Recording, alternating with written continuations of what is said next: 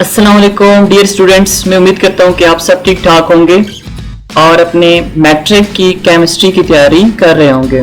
जैसे कि आप लोग जानते हो कि आपकी केमिस्ट्री का पेपर जो है वो बहुत ही करीब आ चुका हुआ है और मुझे उम्मीद है कि आप लोग बहुत सारी तैयारी कर चुके होंगे। बट स्टिल बहुत सारे स्टूडेंट्स कमेंट्स में ये पूछ रहे हैं कि सर हमें जो है तो कुछ इंपॉर्टेंट क्वेश्चंस बता दें एग्जाम पॉइंट ऑफ व्यू से, और बहुत सारे ये भी पूछते हैं कि सर हमें ये नहीं पता चल रहा होता कि फेडरल बोर्ड जो है किस तरह के क्वेश्चंस पिक करता है, क्योंकि हमें ये पता है ना कि federal board is all about concepts. वो कभी भी आपको एक्सरसाइज में से सारे क्वेश्चंस नहीं देता, वो टॉपिक्स में से क्वेश्चंस बना बना के आपके सामने रख देता है। तो आपको एक्चुअली टॉपिक्स तो आ रहे होते हैं, लेकिन वहां पे क्या होता है कि आप कंफ्यूज हो जाते हो कि पता नहीं ये कैसे क्वेश्चन बन गया, कैसे आ गया। तो आज के इस वीडियो लेक्चर में आपके साथ में कुछ इंपॉर्टेंट क्वेश्चन शेयर करूंगा जो कि सिर्फ और सिर्फ चैप्टर नंबर 13 बायोकेमिस्ट्री के होंगे। सो आप लोगों ने जो है इन क्वेश्चंस को पेपर के लिए जाने से पहले लाजमी याद करना है। सो इसमें सबसे पहले जो हमारे पास क्वेश्चन है बायोकेमिस्ट्री का वो है कि describe the importance of nucleic acid. ठीक है, आप लोग डीएनए के बारे में पढ़ते हो, न्यूक्लिक एसिड के बारे में, उसकी इंपॉर्टेंस क्या है वो आप लोगों ने लिखनी है। उसके बाद explain the use of dextrose in drips. ठीक है, आप लोगों ने मोनोसेकेराइड्स और डाइसेकेराइड्स बायोकेमिस्ट्री में पढ़े हुए हैं ना, उसमें आप लोगों ने डेक्सट्रोज के बारे में लिखना है कि इसको ड्रिप के अंदर क्यों यूज किया जाता है। डिहाइड्रेशन जब होती है ना तो हम डेक्सट्रोज का ड्रिप लगाते हैं। अच्छा, आपके पास विटामिन दे सकते हैं, ठीक है, कि विटामिन ए है, विटामिन सी है, विटामिन ई है, विटामिन बी है। आप लोगों ने जो है ना इसको इनलिस्ट करना होता है। आप लोगों ने ये बताना होता है कि कौन सा विटामिन जो है वो वाटर सॉल्युबल है और कौन सा वाटर सॉल्युबल नहीं है, फैट सॉल्युबल है। उसके बाद जो नेक्स्ट आपके पास क्वेश्चन दे सकते हो, आपको ये दे सकता है कि define carbohydrates, how do plant prepare carbohydrates. Carbohydrates क्या होते हैं? ठीक है, कार्बन, हाइड्रोजन और ऑक्सीजन के कंपाउंड्स हैं। ठीक है, और दूसरी बात यह है कि आपके पास प्लांट्स कैसे प्रिपेयर करते हैं, वो आपने फोटोसिंथेसिस के बारे में पढ़ा होगा कि फोटोसिंथेसिस के थ्रू प्लांट्स क्या करते हैं, they prepare their own food. अच्छा, आपके पास नेक्स्ट जो क्वेश्चन आ सकता है that is the what is the structure and function of RNA. ठीक है, स्ट्रक्चर कैसे होता है, ठीक है, उसके अंदर जो बेसेस होती हैं, ठीक है, आपको पता है ना कि उसके अंदर एक जो बेस है यूरिसेल, वो होता है in place of thiamine.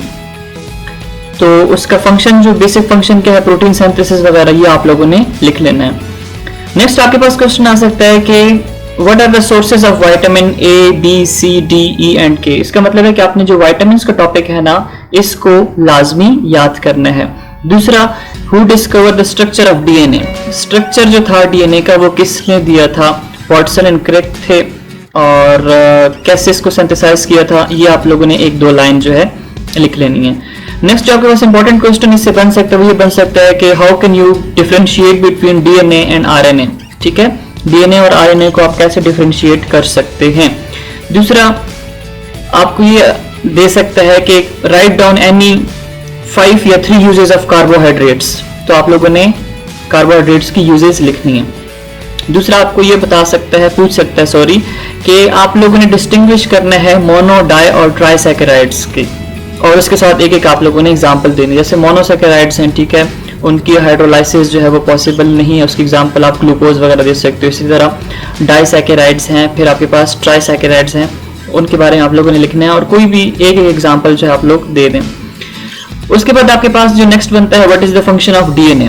DNA heredity material है, ठीक है, और ये पेरेंट्स से ऑफस्प्रिंग में कैरेक्टर ट्रांसफर करती है। बाकी भी इसकी यूजेस हैं वो आप लोगों ने याद करनी है। उसके बाद जो बहुत ही इंपॉर्टेंट टॉपिक है प्रोटीन्स में से वो है what is peptide bond. Peptide bond जो है ये क्या होता है, ये आप लोगों ने लिखना है, और इसके साथ आपकी बुक में पूरा एक इसका रिएक्शन भी गिवन है। ठीक है, कार्बन और नाइट्रोजन के बीच में बॉन्ड बन जाता है अमीनो एसिड्स। 2 अमीनो एसिड्स जब मिलते हैं ना तो कार्बन और नाइट्रोजन के बीच में एक बॉन्ड की फॉर्मेशन होती है, उसको हम कहते हैं पेप्टाइड बॉन्ड। ये आप लोगों ने याद करना है। उसके बाद आपके पास क्वेश्चन दे सकता है कि what is dextrose sugar. Dextrose sugar जो है ये क्या होती है, और इसको हम जो है तो ड्रिप्स वगैरह में क्यों यूज करते हैं, जैसे आपको मैंने पहले बता दिया। दूसरा आपके पास आपको दे सकता है कि जो सुक्रोज है, ठीक है, सुक्रोज आपके पास क्या ये डाइसैकेराइड है, क्या ये मोनोसेकेराइड है, और अगर ये डाई है या मोनो है तो इसकी आप लोगों ने रीजन देनी है कि क्या ये डाइसैकेराइड है या मोनो है। ठीक है, अगर ये मोनो है तो इसका मतलब इसकी फर्दर हाइड्रोलिसिस नहीं होगी। अगर ये डाई है तो इसका मतलब है ये आपके पास जब इसकी ब्रेकेज होगी तो ये 2 मॉलिक्यूल प्रोड्यूस करेगा। अब आप लोगों ने डिसाइड करना है और कमेंट में मुझे बताना है कि सुक्रोज डाइसैकेराइड है या मोनोसैकेराइड है। अच्छा, इसी बायोकेमिस्ट्री के कुछ इंपॉर्टेंट क्वेश्चंस जो आप लोगों ने लॉन्ग के लिए लाजमी प्रिपेयर करने हैं, वो आप लोगों ने ये प्रिपेयर करना है कि वाइटामिन्स की डेफिनेशन आपको आनी चाहिए, उसके साथ साथ वाइटामिन्स की कितनी टाइप्स हैं, उनके फंक्शंस, ठीक है, वो आप लोगों ने एक्सप्लेन करने होंगे। उसके बाद आप लोगों ने ये याद करना है कि what is the structure of DNA and its function. ठीक है, डीएनए क्या है, उसका स्ट्रक्चर क्या है, किसने दिया था, ये मॉडल किसने प्रपोज किया था, और इसका जो फंक्शन है डीएनए का वो क्या है। और उसके बाद आप लोगों ने न्यूक्लिक एसिड जो आप लोग पढ़ते हो ना, उसकी इम्पोर्टेंट जो है वो इम्पोर्टेंस जो है वो लिखनी है, याद करनी है कि ये क्या होती है, ठीक है, न्यूक्लिक एसिड की इम्पोर्टेंस। और उसके बाद आप लोगों ने ये बताना है कि ग्लूकोज जो है इसमें और फ्रुक्टोज में क्या मेन डिफरेंस है।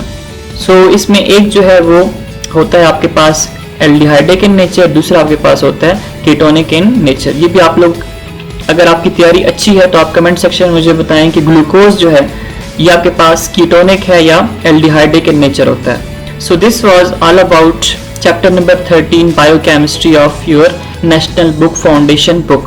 So अगर आपका कोई भी क्वेश्चन है, ठीक है, तो आप कमेंट सेक्शन में पूछ सकते हो।